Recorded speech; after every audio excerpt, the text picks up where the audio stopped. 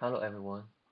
The paper I will read today is the Nominal Rigidities and the Dynamic Effects of a Shock to Monetary Policy. This paper is written by Lawrence Cristiano and Martin Ichben and Charles Evans. This paper is very famous in monetary policy field. It uses a VAR model to get insight about the impulse responses to the monetary policy, and also use a very small scale DSG model to explain the dynamic responses of the economic variable to a identified monetary policy shock. The abstract. We present a model embodying moderate amounts of nominal rigidities that accounts for the observed inertia in inflation and persistence in output. The key features of our model are those that prevent a sharp rise in marginal costs after an expansionary shock to monetary policy. Of these features, the most important are staggered wage contracts that have an average duration of 3 quarters, and variable capital utilization. Introduction. This paper seeks to understand the observed inertial behavior of inflation and persistence in aggregate quantities. To this end, we formulate and estimate a dynamic general equilibrium model that incorporates staggered wage and price contracts. We use our model to investigate the mix of frictions that can account for the evidence of inertia and persistence.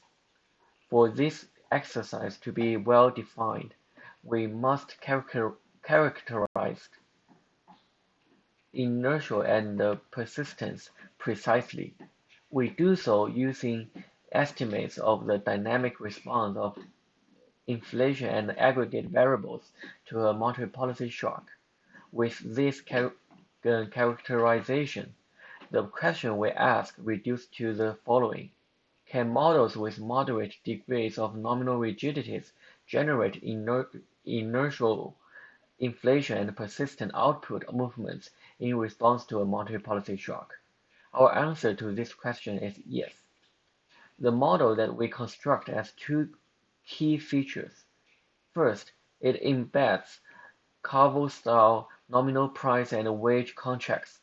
Second, the real side of the model incorporates four departures from the standard textbook, one-sector dynamic stochastic growth model.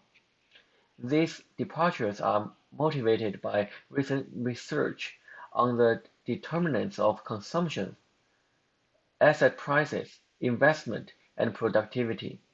The specific departures that we include are habit formation in preferences for consumption, adjustment cost in investment, and variable capital utilization.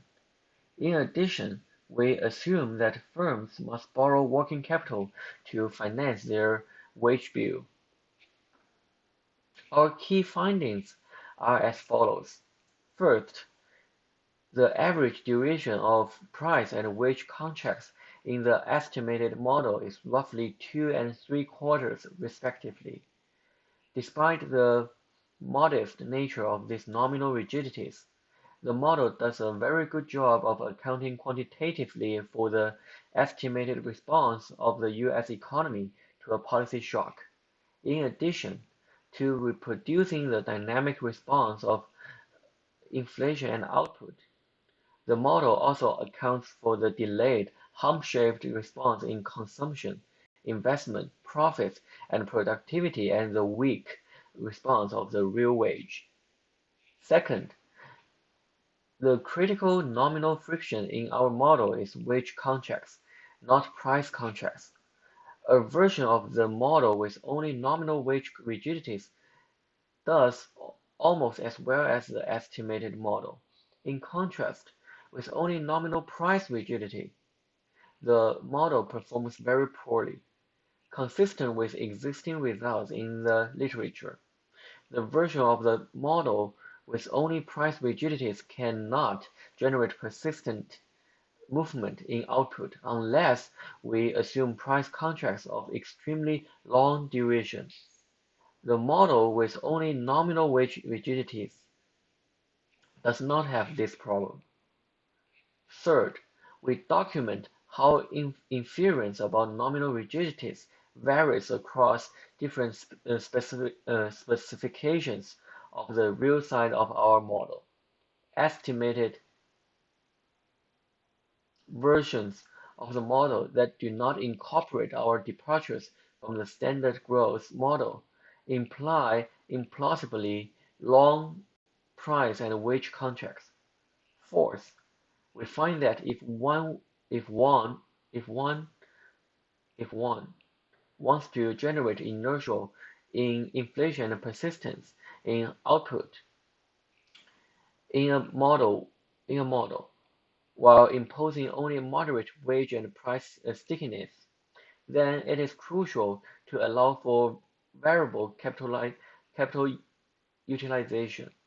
To understand why this feature is so important, note that in our model, firms set prices as a markup over marginal costs. The major components of marginal costs are wages and the rental rate of capital. By allowing the services of capital to increase after a positive monetary policy shock, variable capital utilization helps dampen the large rise in the rental rate of capital that would otherwise occur. This in turn dampens the rise in marginal costs and hence prices. The resulting inertia in inflation implies that the rise in nominal spending that occurs after a positive monetary policy shock produces a persistent rise in real output. Similar intuition explains why sticky wages play a critical role in allowing our model to explain inflation inertia and output persistent. It also explains why our assumption about working capital plays a useful role. Other things equal, a decline in the interest rate lowers marginal costs.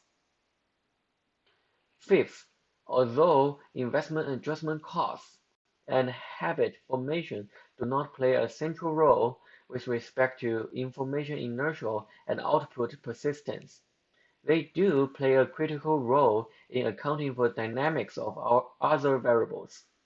Sixth, the major role played by the working capital channel is to reduce the model's reliance on sticky prices. Specifically, if we estimate a version of the model that does not allow for working capital, the average duration of price contracts increases dramatically. Finally, we find that our model embodies strong internal propagation mechanisms. The impact of a monetary policy shock on aggregate activity continues to grow and persist even beyond the time at which the typical contract that was in place at the time of the shock has been re-optimized. In addition, the effect on real variables persists well beyond the effect of the shock on the interest rate and the growth rate of money. We pursue a particularly limited information econometric strategy to estimate and evaluate our model. To implement this strategy, we first estimate the impulse response of 8 key macroeconomic variables to a monetary policy shock using an identified vector autoregressive. We then choose 6 model parameters to minimize the differences between the estimated impulse response functions and the analogous object in our model.